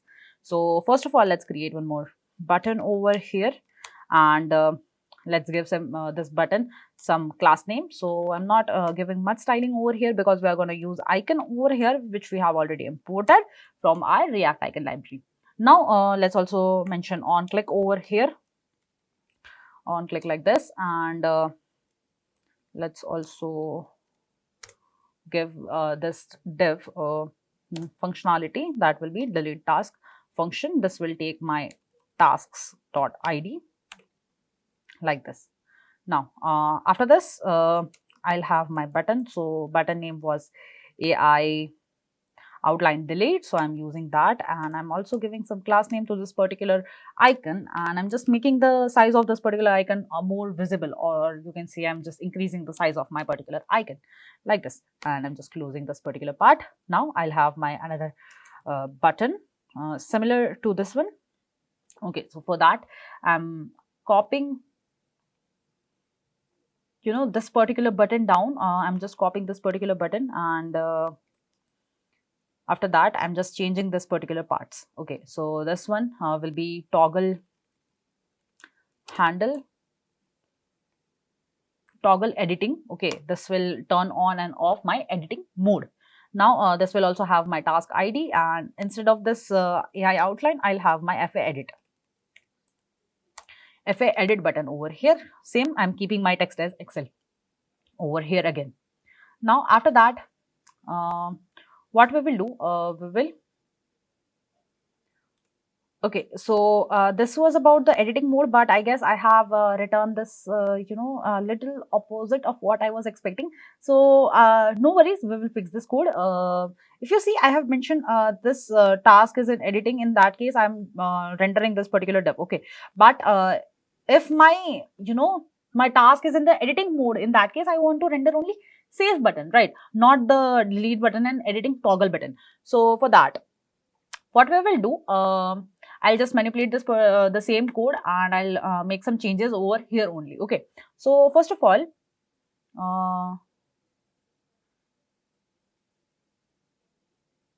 over here I'm first taking this particular div down and pasting that particular div. I'm copying the I'm creating one more div over here, and outside this particular round bracket, I'm also giving this particular round bracket and pasting whatever the code which we have written over here. Now in case my button, or you can say my text, is in the editing mode, over there what we will do, we will create, or you can say we will have our save button over there, right? So over here I'm creating one button over here, and let's also give some class name to this particular button. So let's say class name M2, and after that, on click of this particular button, we will have, okay, let me just write over here, on click of this particular button, I'll toggle my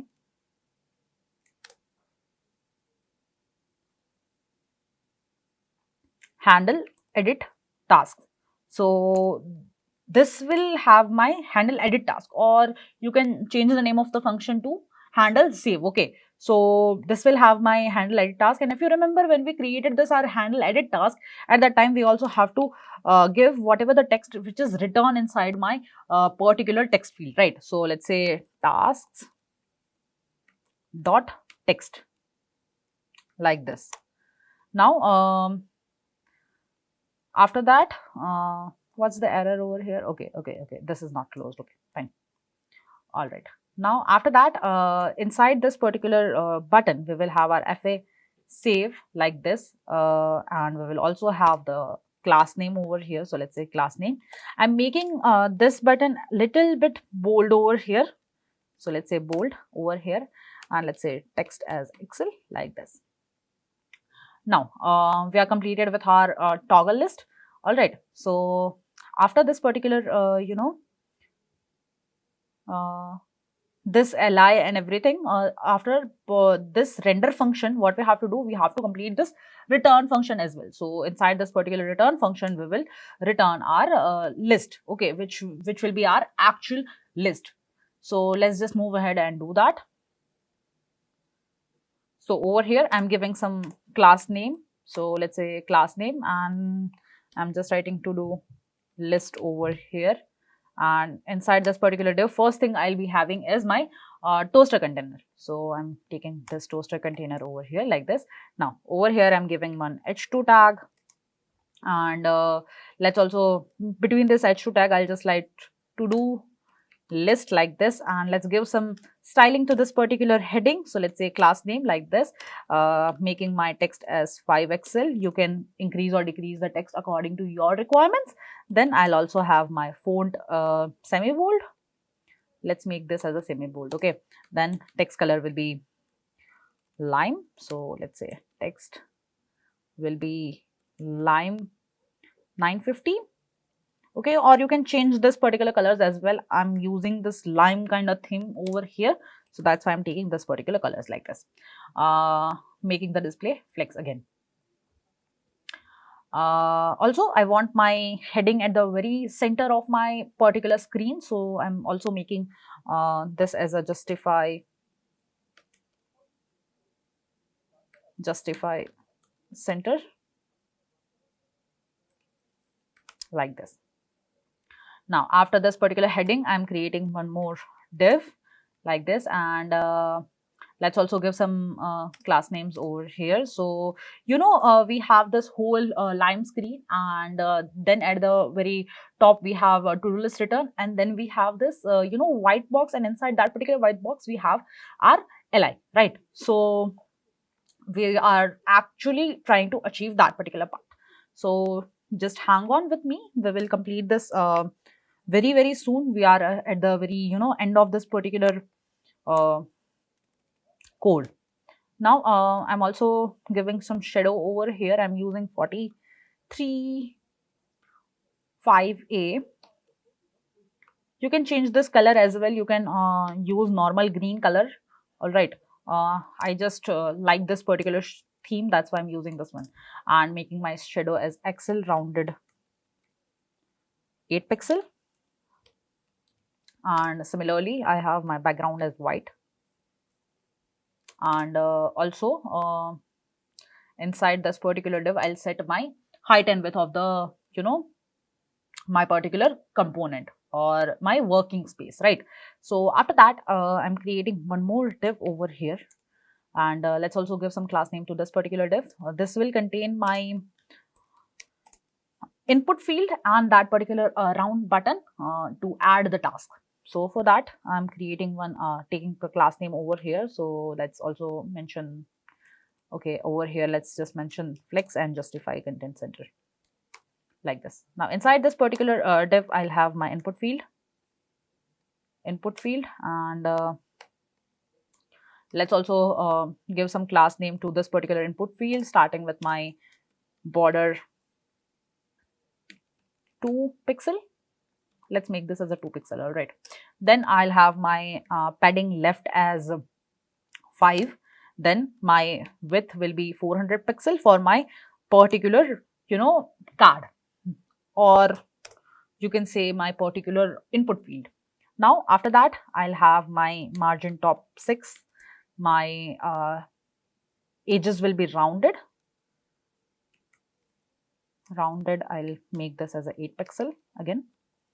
And after that, I'll have my border will be of colors. I have already selected the color, so it will be FB F3BB. Okay, so this is the color code. This is basically a kind of yellowish color. Okay, so this is very beautiful color. Now the type of this particular input field will be text. Now let's also give some placeholder over here.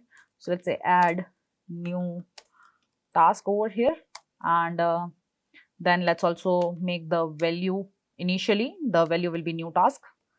All right, then on change of this particular input field, what we will do, we will just call our function, that is set new task, right? So we know the drill about this particular code.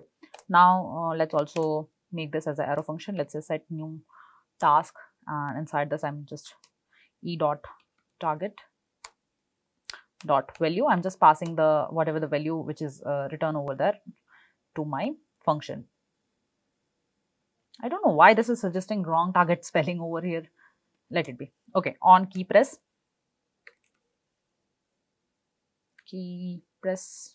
over here, I'll have my function.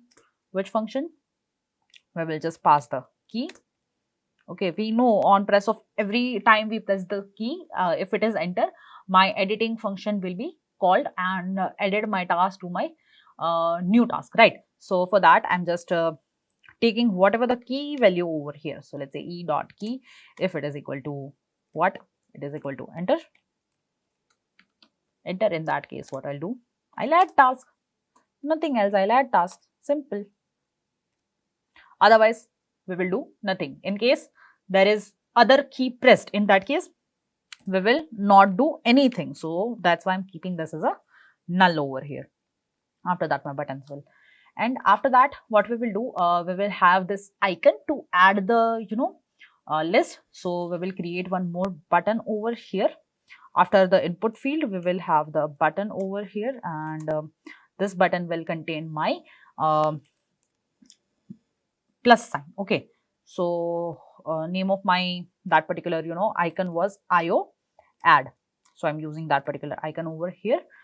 And also let's give some styling over here first, and then we will also have to make this button.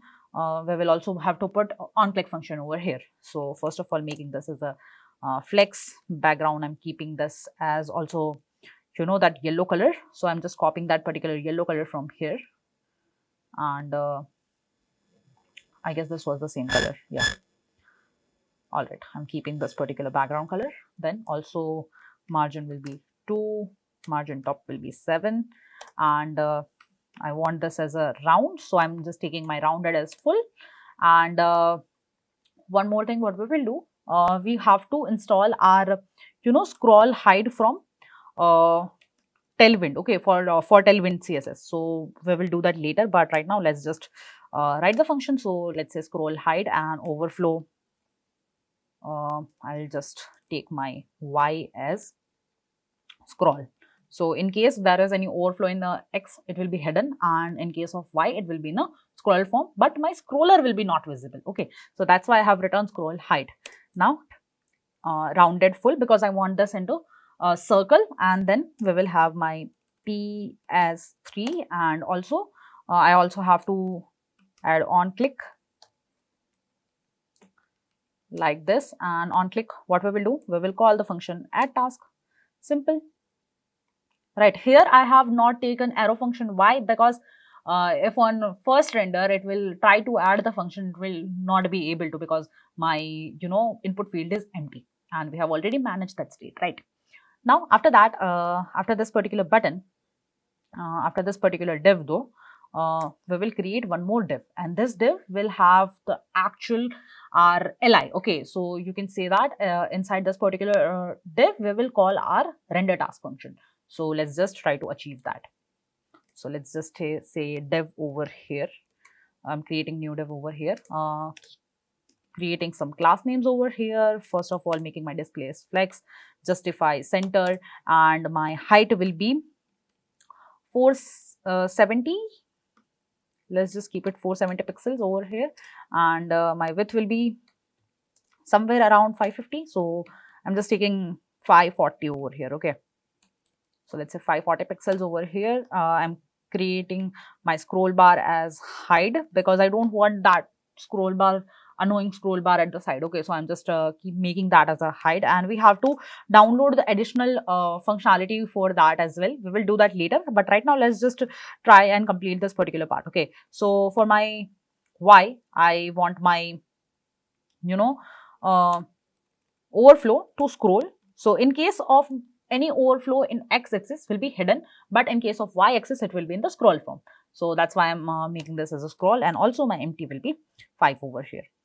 Now after that, we have to check whether we have any task or not. So in case there are no tasks, we will show that there are no tasks available. Okay, so that is also one feature. I guess I have forgot to show you when I was giving you the overview. So let's just try to achieve that. So let's say tasks dot length.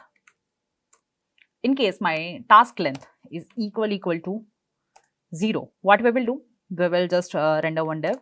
So over here, I'm again making my conditional rendering. Inside that, I'll create one div, and inside that, I'll have my p tag, which will say you have no task. All right. Now let's try to give some class name to both this p tag and this div. So starting with my display flex, justify center and item center. Also, my height will be 400 pixel. Now, inside this particular p tag, I want this very, subtle grayish color. Okay, so first of all, starting with my font will be, let's make my font semi-bold, I guess. Semi-bold will do. You can take the bold also, but that will be too highlighting. Okay, I don't want to highlight this that much. And text, I'll keep 2XL. Then text, I'm using slate 500. Let's take this particular grayish color. Okay. Now I have already written this particular text. Now after this particular div, we will conditionally render other div in case there are tasks available. Okay. So in case there is the task list is not empty, in that case I'll render my UL tag. Inside my UL tag, I'll have my render task function will be called over here like this. And with that, we have successfully completed our to-do list component. Now let's quickly move to our app.js and try to set the background and everything aligned. Okay, now I'll be moving to my app.js over here, and let's move to our app.js. Over here, we don't have to do much. We just have to set the background over here. All right.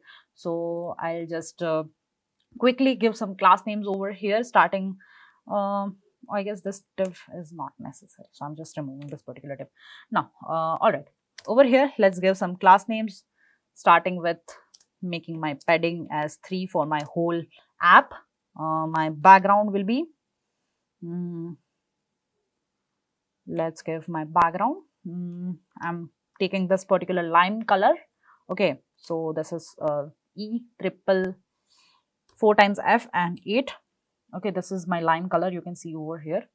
All right, then I want my screen height as my screen, and display as flex, justify center, and width is equal to screen again.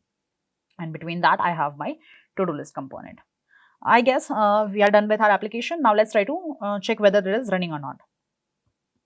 So you can see my terminal is already running, and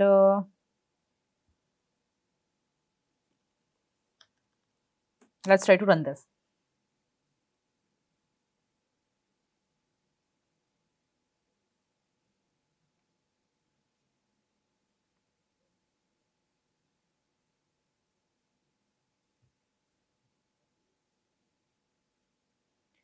You can see we have successfully completed our to-do list application. Let's try to add something. So let's say task 1, and on click of enter, and our toast and everything is working just fine.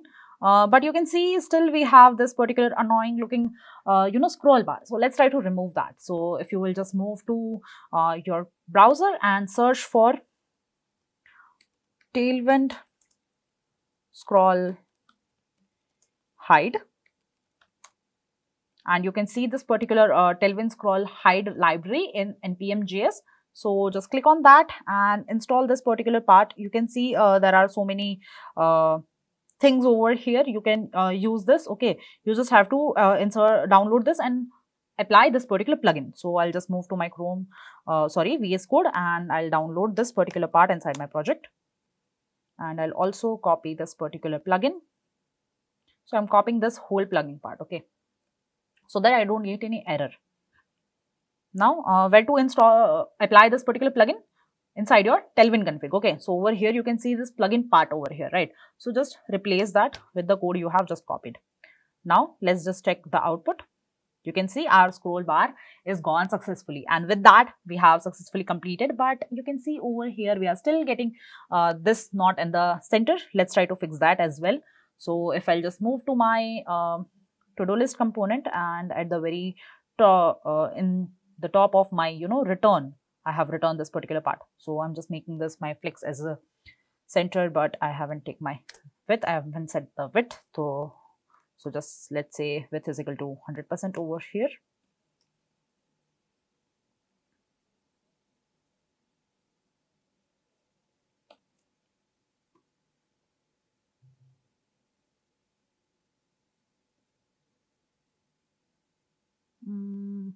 Saw the expression, what happened?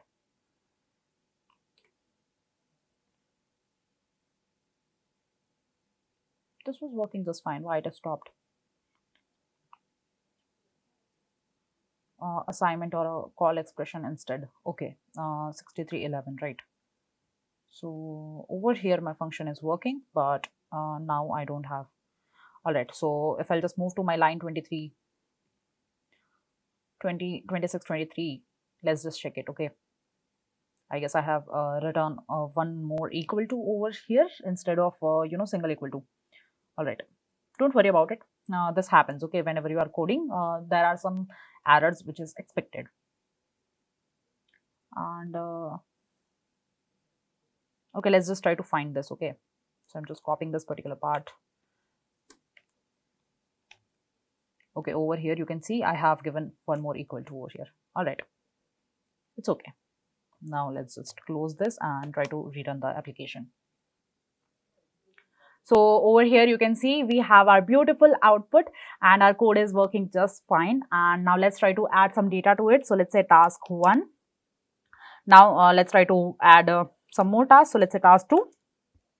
And you can see now we have achieved our animation over here. And let me just show you how we have created this particular animation. So inside my TodoList.css, we have created our .feedIn animation. Inside that, first we have kept our opacity as 0, which is not visible, right? Then we have given animation, that is fade in for 5 seconds, ease and forward direction. Then we have added some keyframes in our fade in animation. Okay, so inside that fade in animation, we are going from opacity 0 to opacity 1. So opacity 1 means 100%, right? So we have achieved our beautiful animation by this particular code. Now over here, let's try to add some few tasks as well. So let's say 3, and you can see our task is working just fine. Our toast is working just fine. Now let's try to delete some task as well. So if I'll just delete this particular task, the task is getting deleted.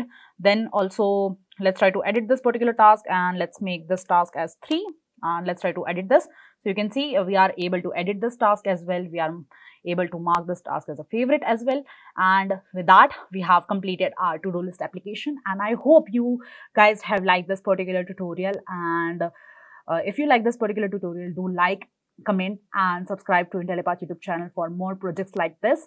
And I'll see you guys with next amazing React project in next video. Till then, keep coding and keep creating those beautiful React projects. Tada, bye bye.